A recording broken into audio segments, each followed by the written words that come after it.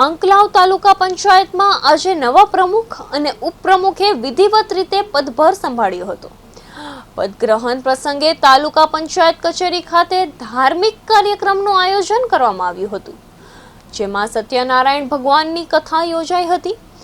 કથા અને પૂજન વિધિ બાદ પ્રમુખ અને ઉપપ્રમુખે સત્તાવાર રીતે ચાર્જ સંભાળી પોતાના જવાબદારીનો પ્રારંભ કર્યો હતો। આ પ્રસંગે તાલુકા પંચાયતના સભ્યો, આગેવાનો અને કાર્યકરો ઉપસ્થિત રહ્યા હતા। કનુભાઈ શિવાભાઈ ઠાકોર નવાખલ મારો પરિચય આપું છું અને મારી ઉપર જે કોંગ્રેસ પાર્ટીએ મને વિશ્વાસ મૂકી મને ટિકિટ આપી એ બદલ તો પહેલો કોંગ્રેસ પાર્ટીનો આભાર। બીજા નંબરમાં પહેલા નવાખલ કોંગ્રેસ જનતાએ મારી પર વિશ્વાસ મૂક્યો અને લાલપુરાની જનતાએ પણ મારી પર વિશ્વાસ મૂકી મને જંગી બહુમતીથી મને જીતાડ્યો અને મારા 13 સભ્યોએ પણ મારી પર વિશ્વાસ મૂકીને મને ઉપપ્રમુખ પદે જે આંકલાવ તાલુકા પંચાયતના પ્રમુખ તથા ઉપપ્રમુખની આજે પદગ્રહણ સમારંભમાં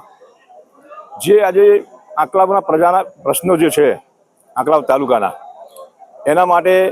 આજે બધા ખરેખરમાં દિલથી એમને શુભેચ્છા પાઠવે છે તથા જે ચૂંટાયેલા સભ્યો છે એમને પણ દિલથી અભિનંદન પાઠવું છું। તથા અમે જિલ્લા પંચાયતના સભ્ય તરીકે જ્યારે નાપણ માટા બેઠકથી ચૂંટાયા હોય તો અમે એ પણ બધાને કહીએ છીએ કે તમે અમારા નાપણ માટા જિલ્લા પંચાયત સીટના જેટલા બી ગામ આવે છે એ તમામ મતદારોને મારી નમ્ર વિનંતી પણ છે આ તમારા મીડિયાના માધ્યમથી। હું તો 6થી વાર 2 વાર 3 વાર મારી વાઈફને ફરી હું પણ ચૂંટાય 3 વાર અને પીએફસીના ચેરમેન તરીકે ફરજ બજાવું છું।